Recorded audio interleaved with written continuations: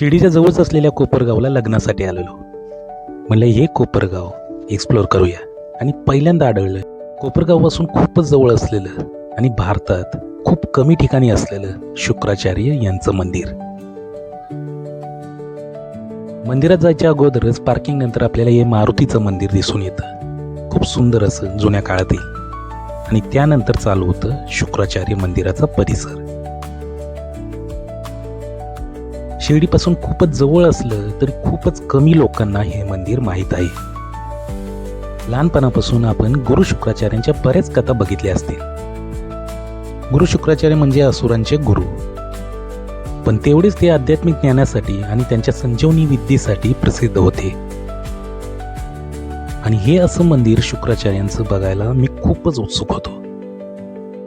मंदिराच्या प्रवेशद्वारातून आत आल्यानंतर आपल्याला स्वच्छ आणि सुंदर असा हा परिसर दिसून येतो. आणि याच परिसरामध्ये बऱ्याच अशा कलाकृती रंगवलेल्या आपल्याला दिसून येतात. भिंतीवर कोरलेली ही गुरु शुक्राचार्यांची कलाकृती खरंच आपल्याला एका वेगळ्या जगात घेऊन जाते. आणि त्याच्या शेजारी आपल्याला दिसून येतं गुरु शुक्राचार्य आणि त्यांची वंशावळी. खूपच सविस्तर माहिती यातून आपल्याला मिळून येते. तुम्ही ही पॉज करून बघू शकता. भार्गव ऋषींचे पुत्र शुक्राचार्य आणि त्यांच्यानंतरची जी सर्व वंशावळ इथं आपल्याला दिसून येते. त्यानंतर शेजारीच आपल्याला काचेमध्ये ठेवलेली त्यांची मूर्ती आणि पालखी दिसून येते. त्यानंतर मंदिराच्या थोडंसं आत आल्यानंतर आपल्याला गुरु शुक्राचार्य यांची व्यवस्थित ठेवलेल्या वस्तू दिसून येतात. त्या आपण इथे व्यवस्थित जवळून बघू शकतो.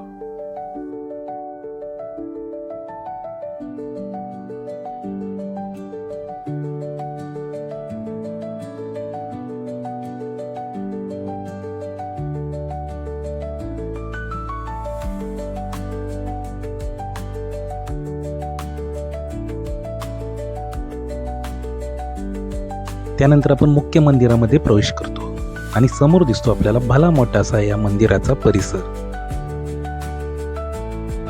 दत्तगुरु शुक्राचार्यांचे वास्तव्य व तपसामर्थ्यामुळे पावन झालेल्या या ठिकाणाला हजारो वर्षांची पौराणिक व ऐतिहासिक परंपरा आहे. राजा ययाती क्षत्रिय व देवयानी ही ब्राह्मण कन्या होती.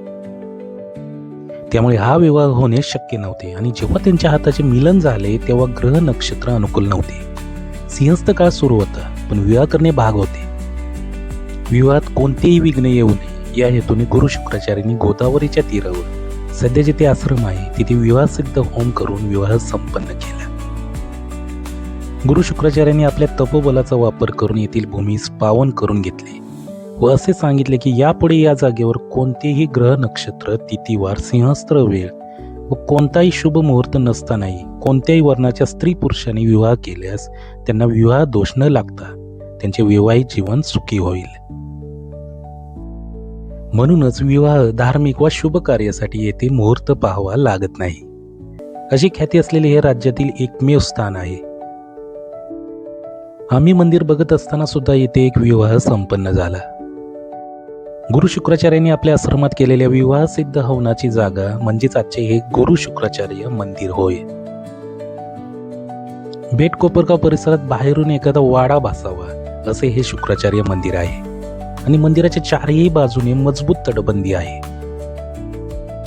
मंदिराच्या प्रांगणात एक दीपमाळ व प्रवेशद्वारावर 2 हत्तींची शिल्पे आहेत. मंदिराची रचना ही नंदी मंडप, सभा मंडप आणि गाभारा अशी आहे. गाभाऱ्यात एका सोनेरी असणारो गुरु शुक्राचार्यांची शुभ्र संगमरवरी मूर्ती आहे आणि त्यांच्या समोर काळ्या दगडावरील शिवपिंड आहे.